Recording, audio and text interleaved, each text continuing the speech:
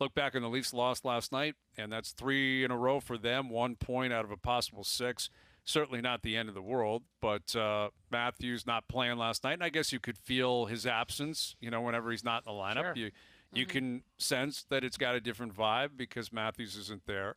But they went 0 for 4 in the power play last night. Jack Campbell gets pulled on 3 goals on 6 shots, and those are the 2 main storylines, on top of who they played against. That Winnipeg team on a back-to-back showed up to play, gave up a goal early. Marner was buzzing. Galchenyuk gets on the board, and I started thinking, okay, the Leafs are going to take advantage. And credit to Hellebuck for stabilizing, credit to Winnipeg for getting back in the game. And before you know it, it's 2-1, 3-1, and the rest is history. And I think I have adjusted my approach to who gives the Leafs the best opportunity at winning come playoff time and who you would want to avoid the most. And I have to say, as of today, and it may just be recency biased, I'd put Winnipeg at the top. Like, I'd much prefer play Montreal or Edmonton if you're the Leafs in the first round. If you meet them in the second round, so be it. You're probably going to have to do that. But Winnipeg gives them the most challenge, I think, because they've got star power up front.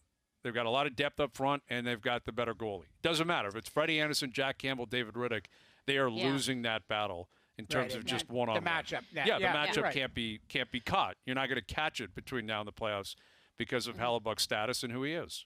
Yep. And they've got something to prove, too. I mean, how many times have we done a playoff preview show? Like the last few years, I feel like Winnipeg's always been there as a team that could challenge. Like 3 years ago, I think they lost in the conference final, I'm pretty sure.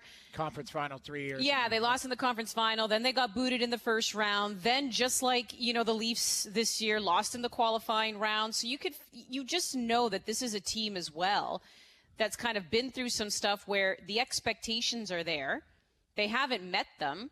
So they have something to prove, too. And I wouldn't necessarily say I'm sold on their defense, because I think even the trade deadline speaks to how we all thought they were going to make a bigger move there, and they didn't. But I think there's just there's something about this team, right, where they've got the star goalie, they've got these guys who can score, they come together over losing all those guys on the blue line, where everyone said, that's it, you're done.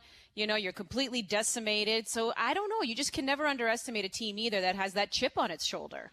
Well, and you go a step further. Last year, I thought that was the most adversity I've seen a team go through in a season last year, as far as just day before training camp, your $7.8 million defenseman goes, that's it, I'm out.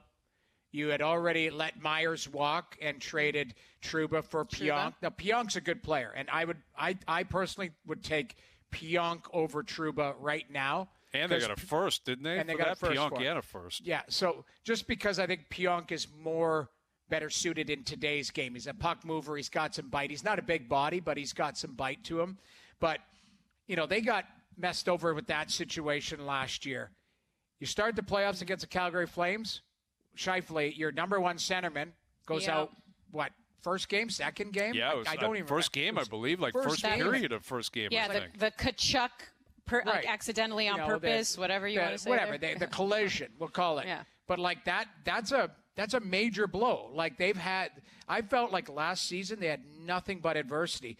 This year, every team's had to go through adversity. Just pick your poison, right? But it's equal. It's equal based on pandemic and all that kind of stuff. Exactly. So yeah, no, they Winnipeg. It's not to surprise anyone. It's not like they caught people off guard. They're a good team. They're right behind the Leafs. But I credit them for back to back and how they weathered the storm early. And to chat about it, we're joined now by our TSN Hockey analyst Ray Ferraro, who joins us courtesy of the Maple Toyota Hotline. Ray, we were just discussing how it's been a moving target all year. If you're playing the role of the Maple Leafs, who would you prefer to play in the first round? We know it's going to be one of Winnipeg, Montreal, or Edmonton. And it may be recency bias. It may change between now and next month. But I think I'd put Winnipeg at the bottom of that list in terms of who I would be choosing in the first round if I had that choice, if I was I wouldn't want to play Winnipeg.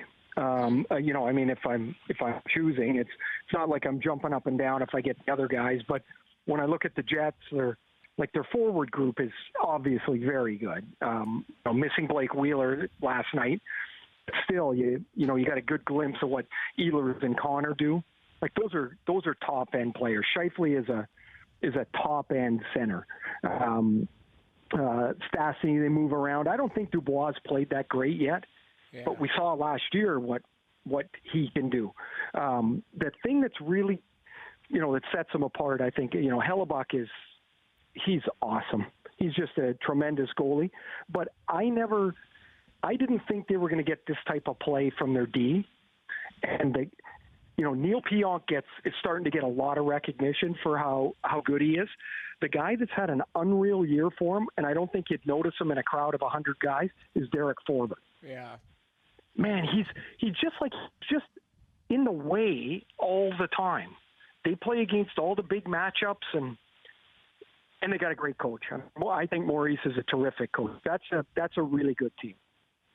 Yeah, I don't disagree with that. Like we were talking about it before, because I don't know how we all thought on trade deadline day, because they went and got Jordy Ben, who I think is a third pairing guy, and we thought, okay, if you could get Ekholm, if you could get Goligoski, somebody who can play in your top four, that would really cement any type of depth issues that you had, for me anyways, at Winnipeg.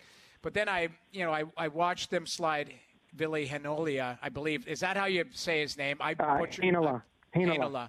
Yeah. And Logan Stanley. And I think Logan Stanley's a young Alexiak, like a big, long, kind of guy who will drop the gloves and that. So I'm looking at them, and I think Chevy was like, how much do I want to pay for rentals, as opposed to maybe these kids need a little bit of a runway. And I think Mo slid in that Heinola last night, and he didn't look out of place. But it'll be interesting to see. That's the one thing I would circle in any type of matchups is, their goalie's as good as anybody, and their forward group, deep depth-wise, is as good as anybody. But it's that defensive core that has to be adequate or better for them to do anything.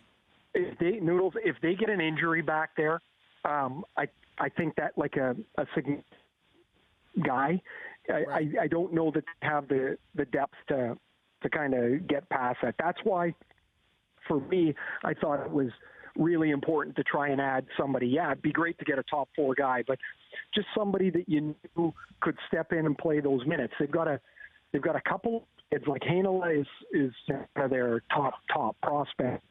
Another kid in Sandberg, he's an American kid who's played on the World Juniors a couple of times. He's kind of a mean, aggressive, at-home guy, and he's close, but he hasn't played yet. Right. Right?